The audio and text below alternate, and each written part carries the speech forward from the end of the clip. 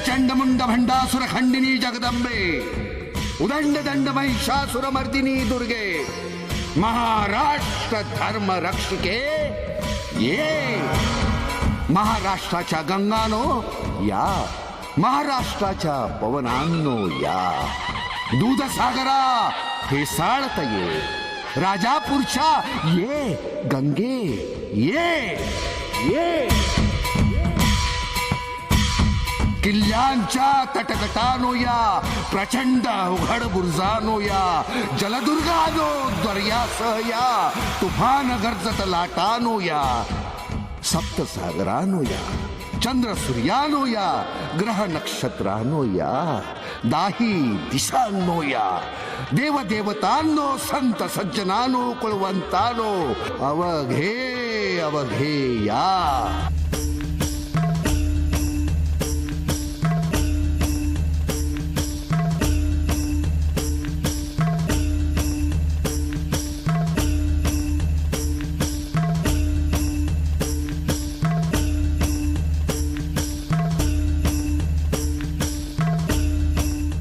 पर्यटकांना सर्व सामान बाहेर ठेवून केवळ मोबाईल फोन आणि कॅमेरा घेऊन सुरक्षा चाचणीनंतर आत सोडलं जाईल.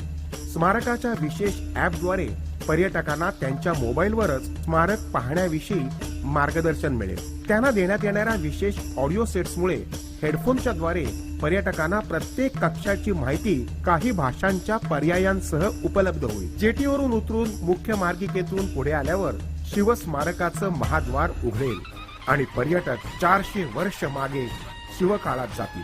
शिवाजी महाराजांसह अवघ्या मराठी मुलखावर सदैव कृपादृष्टी असणाऱ्या आई तुळजा भवानीचं दर्शन सर्वात प्रथम घडेल. डावीकडून प्रवेश केल्यानंतर पहिल्या दालनात शाहीर शिवकालीन शाहिरी परंपरेचं दर्शन घडवतील. पोवाड्यामुळे भारलेल्या पर्यटकांना नंतर दर्शन घडेल ते किल्ले शिवनेरी.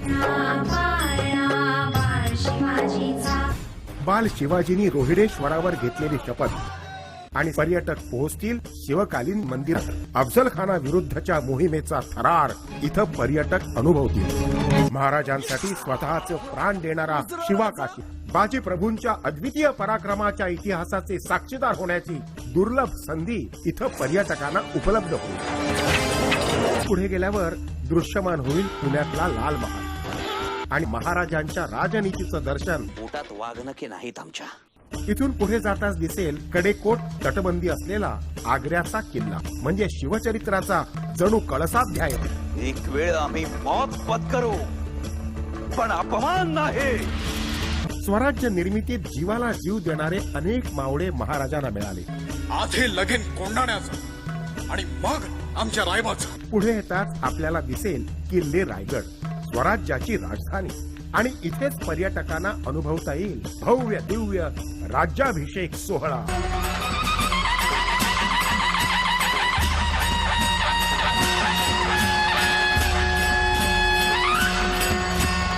मी शिवाजी. या सोहळ्यानिमित्त राज्याच्या कला संपन्नतेचं दर्शनही इथं घडेल. शिवकालीन पेहरावात या सोहळ्यामध्ये सहभागी होण्याची आगळी वेगळी संधी देखील इथे प्रेक्षकांना साधता येईल. मोरपंखी दालनातल्या अंतिम कक्षात छत्रपती शिवाजी महाराज, जिजाऊ आईसाहेब, छत्रपती संभाजी महाराज यांच्या समाधीच्या प्रतिकृती असतील.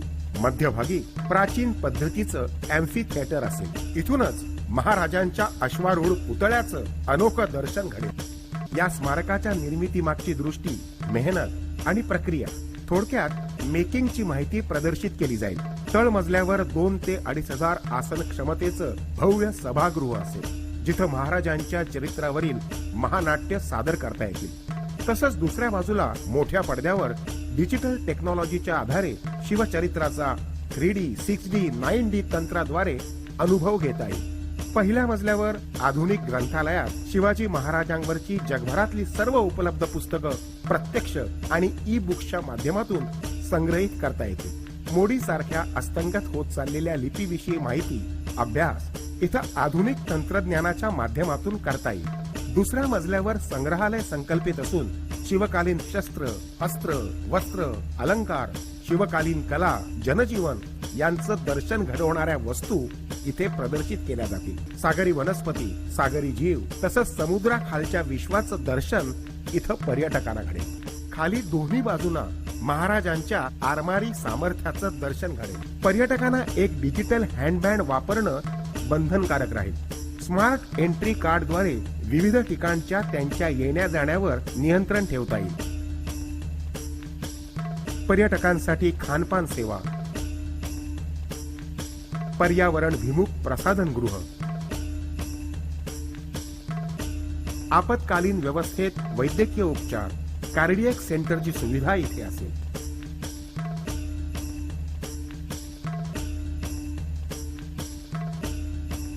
संपूर्ण स्मारकाच्या उभारणीत सौर ऊर्जेचा वापर तसंच रेन वॉटर हार्वेस्टिंग, पाण्याच्या शुद्धीकरणाचा प्रकल्प, कचरा व्यवस्थापन यांना प्राधान्य दिलं जाईल. या स्मारकाच्या रूपात जगातलं एक सर्वोत्तम ऐतिहासिक पर्यटन केंद्र उभं राहील असा आम्हाला विश्वास आहे.